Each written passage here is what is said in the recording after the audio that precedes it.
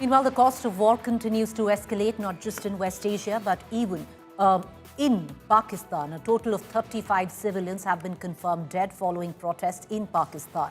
These protests took place against American-Israeli strikes on Iran and the assassination of Ayatollah Ali Khamenei, with 16 killed in Karachi, 7 in Gilgit, 6 in Skardu and 6 in Islamabad. In Karachi alone, hundreds of demonstrators stormed the U.S. Consulate, chanting slogans and opening fire. Security forces fired tear gas shells to disperse protesters. In the northern region of Gilgit-Baltistan, protesters also set fire to a United Nations office in Skardu and damaged nearby buildings. Authorities across Pakistan tightened security around diplomatic sites in sensitive zones. In response, the U.S. Embassy in Islamabad and consulates in Karachi and Lahore suspended all visa and American citizen services appointments for today. The embassy cited ongoing violent protests and threat of further demonstrations. U.S. personnel have been directed to limit their movements until the situation stabilizes. Meanwhile, in India, the centre has alerted states about a potential Iran stir plot and issued a pan-India advisory, boosting vigilance outside embassies and consulates, while beefing up security at the Iranian embassy, tracking social media trouble-mongering. All of this comes as protests erupt across cities. Today, Shia Muslims staged a pro-Iran protest in Srinagar, after which the police fired tear gas shells to disperse them. Yesterday, crowds gathered at Jantar Mantar in Delhi, voicing support for Iran's strike. In Bengaluru, Shia women marched and raised anti-US, anti-Israel slogans. While in Jammu and Kashmir, demonstrators in Pulwama and other valley towns condemned the strikes. Meanwhile, in Lucknow, near Chota Imam Bada, protesters took to the streets in large numbers. As you could be seeing, policemen going left, right and trying to catch hold of these protesters, but massive tear gas shelling here on the bypass area. This leads to Baramulla, HMT and massive presence of police and CRPF trying to disperse them, lathi charge and tear gas shelling.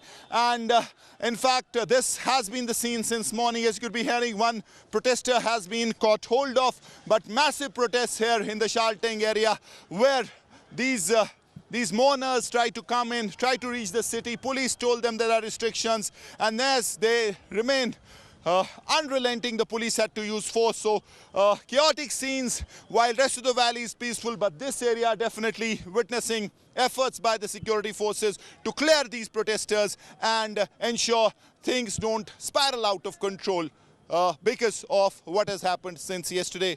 With camera person Tariq Lone, Mir Farid, HMT for India Today. Meanwhile, protests are being held around the world in support of Iran. Let's take a look. Protests rage in Pakistan-occupied Kashmir over US-Israel strikes on Iran. Tear gas and shots were fired amid smoke plumes. Demonstrators clashed with security forces, echoing deadly unrest at US consulates in Karachi, where 8 to 9 were killed in Iran rallies. Tensions spiked regionally as Pakistan braced for a fallout from Iranian leaders' assassination and retaliatory attacks.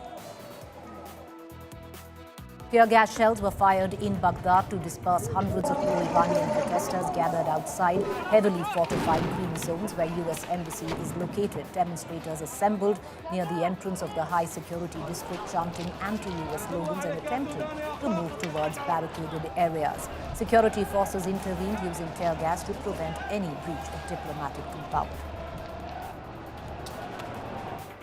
Thousands of demonstrators gathered in LA's west side, chanting freedom for Iran slogans and waving Iran's pre-Islamic revolution flag. The rally followed a major strike on Iran by United States and Israel, sparking both support and opposition at protests nationwide. Police say gathering was mostly peaceful with no arrests reported. LA is home to largest Iranian community outside of Iran. A pro-Iranian armed group, Saraya Ahwaliya Al-Dam, claimed responsibility for a drone strike targeting a U.S. military base in Iraq's Erbil near city's international airport.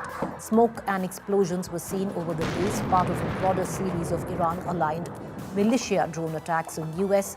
positions in Iraq amidst escalating regional tensions. Protests have broken out in Budgam over the death of Iran's supreme leader, Ayatollah Ali Khamenei. Large numbers of people gathered on the streets, raising slogans and expressing grief over the leader's passing. Demonstrators carried banners and black flags, calling it a major loss for Iran and the Muslim community.